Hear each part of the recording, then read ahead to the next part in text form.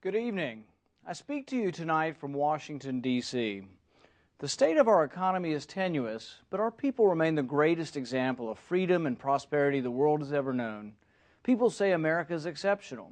I agree. But it's not the complexion of our skin or the twists in our DNA that make us unique. America is exceptional because we're founded upon the notion that anyone, in fact everyone, should be free to pursue life, liberty, and happiness. You know, for the first time in history, men and women were guaranteed in America a chance to succeed based not on who your parents were, but on your own initiative and your desire to work. We're in danger, though, of forgetting what made us great. The president seems to think the country can continue to borrow $50,000 every second. The president believes that if we can just squeeze more money out of those who are working, I don't think it'll work. The path we are on is not sustainable. But few in Congress or in this administration seem to recognize that their actions are endangering the prosperity of this great nation. Ronald Reagan said, "Government is not the answer to the problem. Government is the problem." Tonight, the president told the nation he disagrees. President Obama believes the government is the solution. More government, more taxes, more debt. What the president fails to grasp is that the American system that rewards hard work is what made America so prosperous. What America needs is not Robin Hood, but Adam Smith. In the year we won our independence, Adam Smith described what creates the wealth of nations. He described a limited government that largely did not interfere with individuals and their pursuit of happiness. All that we are, all that we wish to be is now threatened by the notion that you can have something for nothing, that you can have your cake and eat it too, that you can spend $1 trillion every year that you don't have. I was elected to the Senate in 2010 by people who were worried about their country, worried about their kids, and worried about their future. I thought I knew how bad it was until I got here. It's worse than I could have ever imagined. Congress is debating the wrong things. Every debate in Washington is about how much to increase spending, a little or a lot. How much to increase taxes, a little or a lot. The president does this big, oh, woe is me, over the $1.2 trillion sequester cuts in spending that he endorsed and he signed into law. Some Republicans are now joining him. Few people understand that the sequester doesn't even cut any spending. It just slows the rate of growth. Even with the sequester, if it goes through, government will grow over $7 trillion over the next decade. Only in Washington could an increase in $7 trillion in spending over a decade be called a cut. So what is the president's answer? Over the past 4 years, he has added over $6 trillion in new debt and may well do the same in a second term. What solutions does he offer? He takes entitlement reform off the table and seeks to squeeze more money out of the private sector. He says he wants a balanced approach. What the country really needs is a balanced budget. Washington acts in a way that your family never could.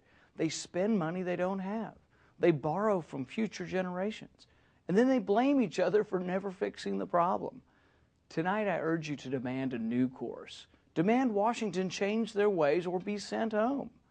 To begin with, we absolutely must pass a balanced budget amendment to the Constitution. The amendment must include strict tax and spending limitations. Liberals complain that the budget can't be balanced, but if you cut just 1 penny from each dollar we currently spend, the budget would balance within 6 or 7 years. The penny plan has been crafted into a bill that millions of conservatives across the country support. It is often said there's not enough bipartisanship up here. That's not true. In fact, there's plenty of bipartisanship. Both parties have been guilty of spending too much, of protecting their sacred cows, of backroom deals in which everyone up here wins, but every taxpayer loses. It's time for a new bipartisan consensus. It's time Democrats admit that not every dollar spent on domestic programs is sacred, and it's time Republicans, myself included, realize that military spending is not immune to waste and fraud. Where would we cut spending? Well, let's start with ending all foreign aid to countries that are burning our flag and chanting death to America. In addition, The president could begin by stopping selling or giving F-16s and Abrams tanks to Islamic radicals in Egypt. Not only should the sequester stand, many pundits say the sequester's far short, that we need $4 trillion in cuts. If you were to freeze spending, it would actually be called $9 trillion in Washington. If we don't, we're in danger of having our credit rating downgraded. Now, both parties will have to agree to cut. We have to work together, or we'll never fix our fiscal mess. Bipartisanship is not what is missing in Washington. Common sense is. Trillion-dollar deficits hurt us all. Printing more money just feeds the never-ending appetite for spending, and it hurts us all. We pay higher prices every time we go to the supermarket or the gas pump. The value of the dollar shrinks with each new day.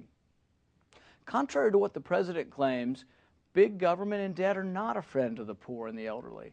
Big government debt keeps the poor poor and saps the savings of the elderly. This massive expansion of debt destroys savings and steals the value of your wages. Big government makes it more expensive to put food on the table. Big government's not your friend. The president offers you free stuff, but his policies keep you poor. Under President Obama, the ranks of America's poor have swelled to almost 1 in 6 people. We are now at an all-time high in long-term unemployment. Millions of Americans are struggling and out of work. The cycle must be broken. The willpower to do this will not come from Congress. I've seen how they act. It must come from the American people. Next month, I'll propose a 5-year balanced budget, a budget that last year was endorsed by taxpayer groups across the country for its boldness and for actually solving the problem. I will work with anyone on either side of the aisle who wants to cut spending. But in recent years, there's been nobody to work with. The president's passed massive tax hikes and spending increases. And you know how many people he gets to vote for his budget? 0. Nobody voted for his budget. Not a single Democrat voted for the president's budget. How's that for leadership? But at least he tried. Senate Democrats have not even produced a budget in the entire time that I've been in office. This is shameful. It's a display of incompetence that illustrates their lack of seriousness.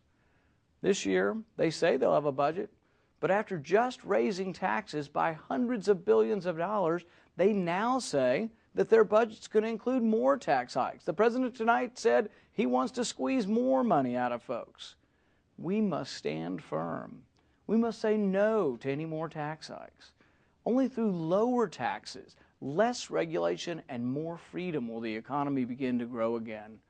Our party is the party of growth, jobs, and prosperity, and we will boldly lead on these issues.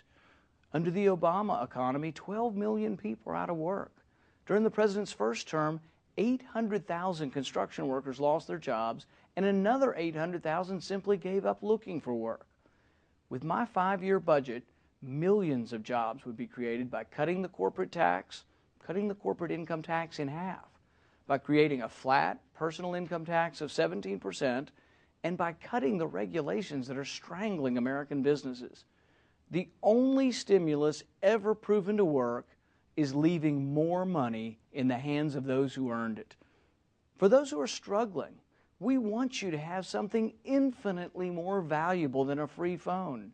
We want you to have a job and a pathway to success. We're the party that embraces hard work and ingenuity. Therefore, we must be the party that embraces the immigrant who wants to come to America for a better future. We must be the party who sees immigrants as assets, not liabilities. We must be the party that says if you want to work, if you want to be an American, we welcome you. For those striving to climb the ladder of success, we must fix our schools. America's educational system is leaving behind anyone who starts with disadvantages. We've cut classroom sizes in half, we've tripled spending on education, and still we lag behind much of the world. A great education needs to be available for everyone, whether you live on Country Club Lane or in government housing. This will only happen when we allow school choice for everyone, rich or poor, white, brown, or black, everyone. Let the taxes you pay for education follow each and every student to the school of their choice. Competition has made America the richest nation in history. Competition can make our educational system the envy of the world. The status quo traps poor kids in a crumbling system of hopelessness. When every child can, like the president's kids, go to the school of their choice, then the dreams of our children will come true.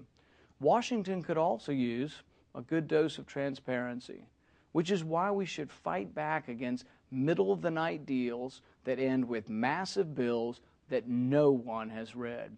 We must continue to fight for legislation that forces Congress to read the bills. For goodness sakes, at least read the bills. We must continue to object when Congress sticks special interest riders on bills in the middle of the night. And if Congress refuses to obey its own rules, if Congress refuses to pass a budget, if Congress refuses to read the bills, then I say, sweep the place clean, limit their terms, and send them home. I've seen the inner sanctum of Congress, and believe me, there is no monopoly on knowledge there. If they won't listen, if they will not balance the budget, then we should limit their terms. We're the party that adheres to the Constitution, and so we won't let the liberals tread on the Second Amendment. We will fight to defend the entire Bill of Rights, from the right to trial by jury to the right to be free from unlawful searches. We will stand up against excessive government power wherever we see it. We cannot and will not allow any president to act as if he were a king. We will not let any president use executive orders to impinge on the Second Amendment. We won't tolerate secret lists of American citizens who can be killed without a trial. Montesquieu wrote that there can be no liberty when the executive branch and the legislative branch are combined. Separation of powers is a bedrock principle of our Constitution. We took the president to court over his unconstitutional recess appointments and won. If necessary, we will take him to court again if he attempts to legislate by executive order.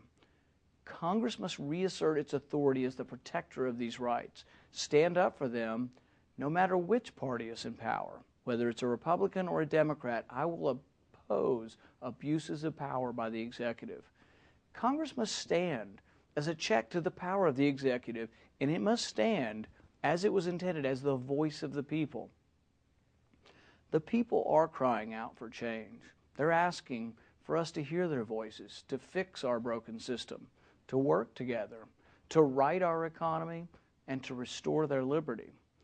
Let us tonight let them know that we hear their voices, that we can and must work together, that we can and must rechart our course towards a better future. America has much greatness left in her. We will begin to thrive again when we begin to believe in ourselves again, when we regain our respect for our founding documents, when we balance our budget, when we understand that capitalism and free markets and free individuals are what creates our nation's prosperity. Thank you, and God bless America.